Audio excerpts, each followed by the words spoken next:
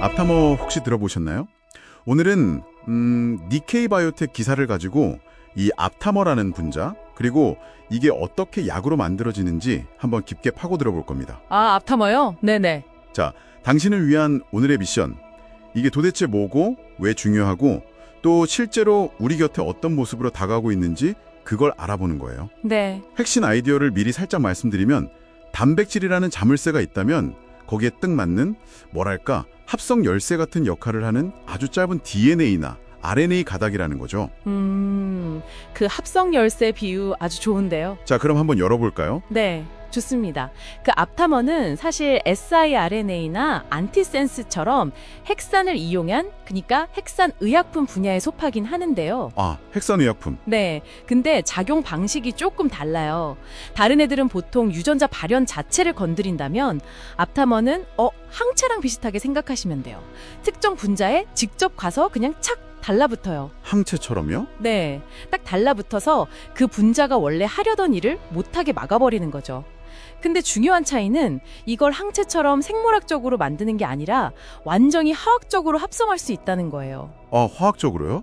그럼 뭐랄까 마치 레고 블록처럼 우리가 원하는 모양으로 설계하고 조립할 수 있다, 뭐 이런 느낌인가요? 맞아요. 비슷합니다. 그 염기서열 있잖아요. ATGC. 그 순서에 따라서 얘네들이 저절로 독특한 3차원 구조를 만들거든요. 아하. 그 구조가 특정 단백질, 기사를 보면 주로 세포 밖에 있는 단백질이라고 하는데 거기에 딱 맞게 디자인되는 거죠.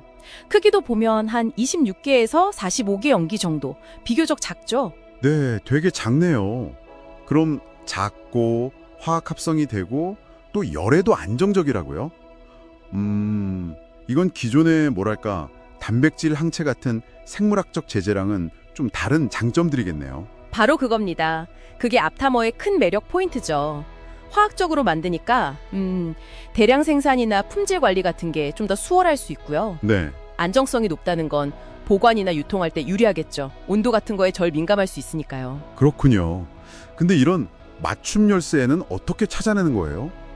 딱 맞는 걸 골라내야 할 텐데요. 아, 그거요. 주로 셀렉스라고 부르는 기술을 씁니다. 셀렉스. 네, 이게 뭐냐면 그냥 무작위로 막 조합해서 만든 핵산 가닥들을 엄청나게 많이, 수조 개 이상 준비해요.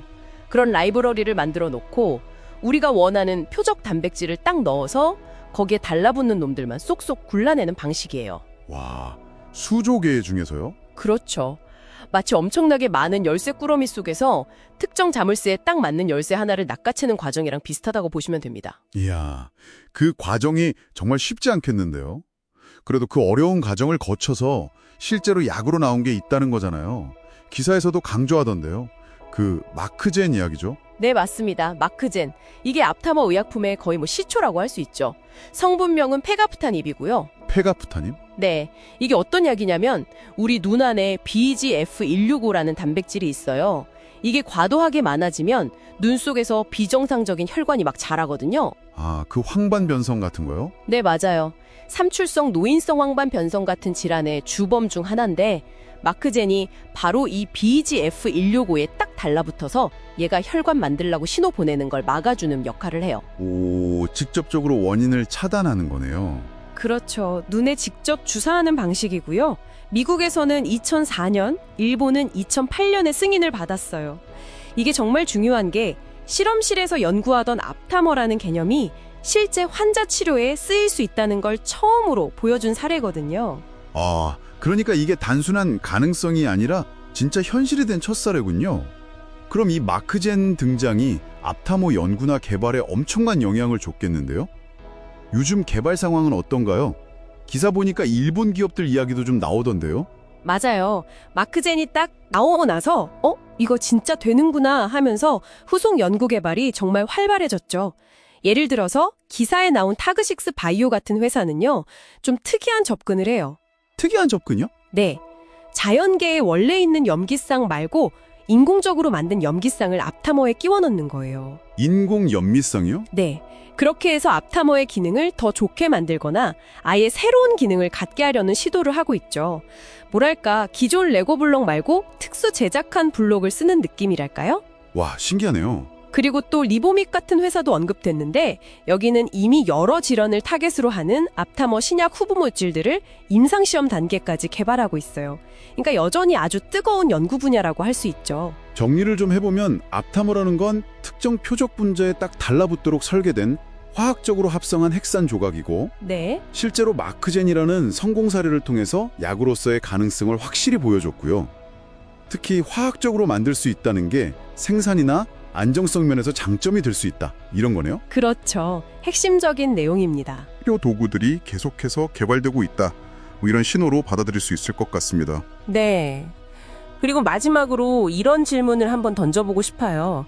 앞타머가 가진 특징들, 그러니까 표적에 대한 높은 특이성하고 화학적 합성 가능성, 이 장점들이 있잖아요. 네. 이게 과연 기존의 대표적인 표적 치료제인 항체의약품이 가진 몇몇 한계점들, 예를 들면 뭐 생산 비용이 비싸다거나 우리 몸에서 면역 반응을 일으킬 수 있다거나 하는 그런 문제들을 어느 정도 극복하게 해줄 수 있을까? 항체와의 관계요? 네.